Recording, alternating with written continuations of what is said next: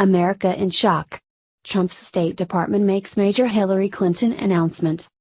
At the point when Donald Trump crushed Hillary Clinton in the presidential battle, a lot of Americans was anticipating from him to begin a total examination of her private email server for the span of her time as Secretary of State.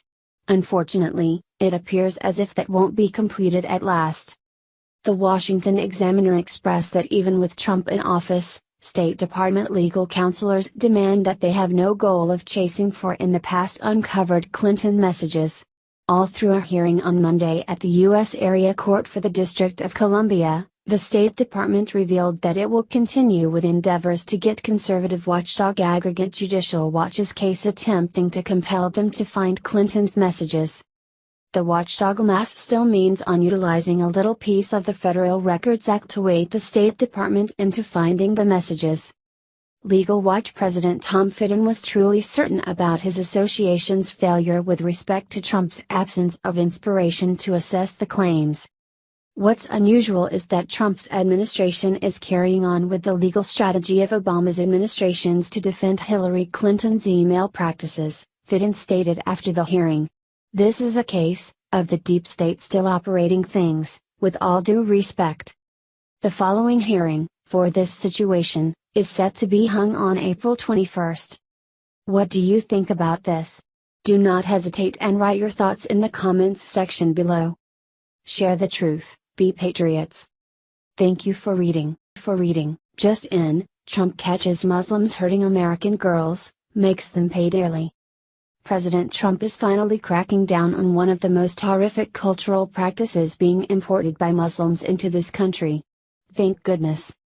President Trump and the Department of Justice announced a new campaign to end the barbaric practice of female genital mutilation after a Muslim doctor was charged for the crime last week. Vibriat Bart. Jumana Nagrula is an American-trained doctor of Indian descent.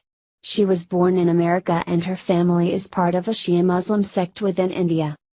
Dr. Nagrula was charged on April 13 by Detroit police after they received a tip-off. She now faces a maximum sentence of life in prison. Police charged the doctor for mutilating the genitals of two American girls. The two 7-year-old children were brought by their Somali mothers to have the procedure done.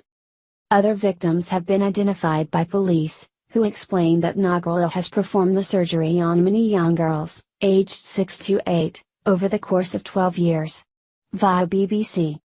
The services of Nagrula were apparently in high demand as parents were driving their children in from outside of the state to have their daughters abused and tortured. This is the first case of systematic female genital mutilation committed by an American on fellow Americans since a law banning the practice was introduced in 1996. Yet, the media remains silent. The Media Research Center, working alongside the anti-terror group Act for America, detailed just how the media has abdicated their duty to inform the public of these crimes. The groups claim those in the media are guilty of aiding and abetting violence against women out of a politically correct-fueled fear of offending Muslims. The big three news networks all refuse to report on the charges in their morning and evening news broadcasts. Print media published a few articles about the case, yet not one of them mentioned the religion of the doctor or the connection between Islam and genital mutilation.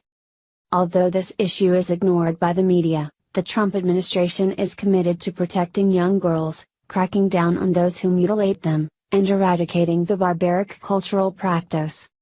The Justice Department estimates that over 500,000 young girls in America are the victims of female genital mutilation or are at high risk.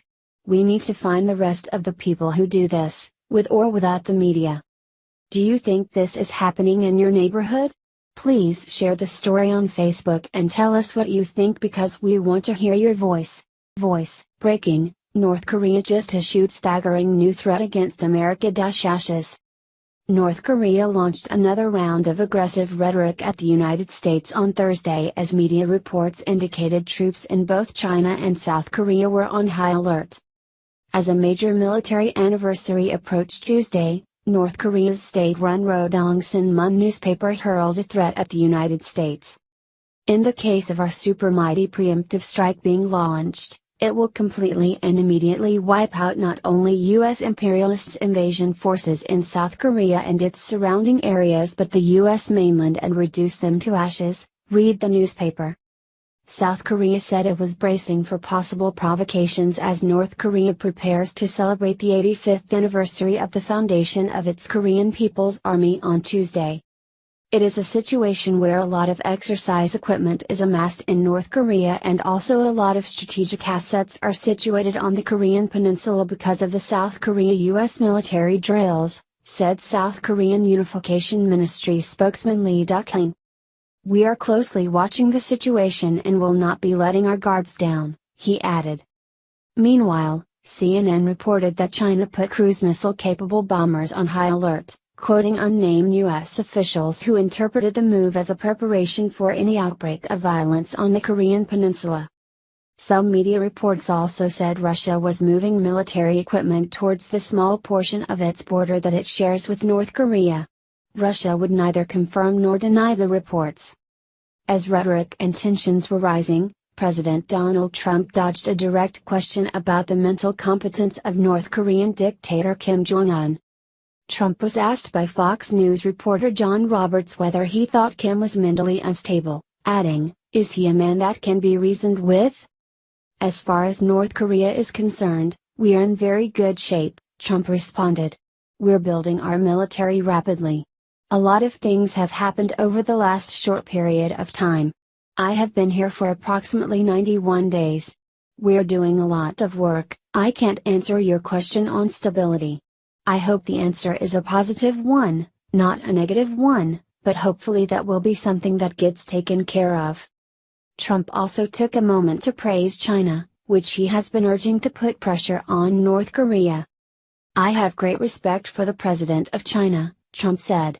As you know, we had a great summit in Florida, and got to know each other and I think like each other.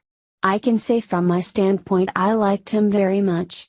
I respect him very much and I think he is working very hard. I actually told him, I said, you'll make much better deal on trade if you get rid of this menace or do something about the menace of North Korea, because that's what it is. Trump jump-starts American economy with powerhouse $60 billion move. Working in tandem with the GOP-led Congress, President Donald Trump has managed to save American businesses, investors and consumers an estimated $60 billion by slicing and dicing former President Barack Obama's draconian regulations like a professional chef. Moreover, the recent repeal and delay of additional regulations could ultimately lead to a notable $85 billion in net fiscal savings, according to a report published Wednesday by the center-right American Action Foreign Policy Institute. Combined, these actions could generate more than $18 billion in annual regulatory savings for businesses, investors, and consumers, the report noted.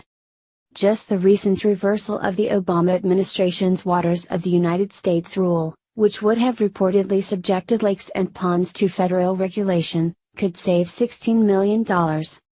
Likewise, the signing of a resolution by the president last month to abolish a regulation designed to help implement the Every Student Succeeds Act could save an additional $73 million in costs and 930,000 hours of paperwork, as well as $86 million in new spending, according to the AF. And the repeal of the Fair Pay and Safe Workplaces, which would have required companies to disclose all allegations of labor law violations to the Department of Labor, was slated to save $73 million in costs and 930,000 hours of paperwork. In addition to those burdens, regulators also estimated $15 million in Year 1 government costs and $10.1 million in Year 2 expenditures, the report added. A total of $25 million in total savings is hardly earth-shattering, but in concert with the regulatory impact, it provides a notable increase in benefits. Liberals often try to defend regulations by claiming that they cost little in the grand scheme of things. What they invariably neglect to consider is that these small expenses add up to big quantities over time. It's like adding a tiny slice of cake to your daily diet. While it might not make an immediate impact, it will ultimately result in unwanted weight gain. Thankfully, the president has far more sense than a typical liberal, which is why his push to deregulate America is only just beginning.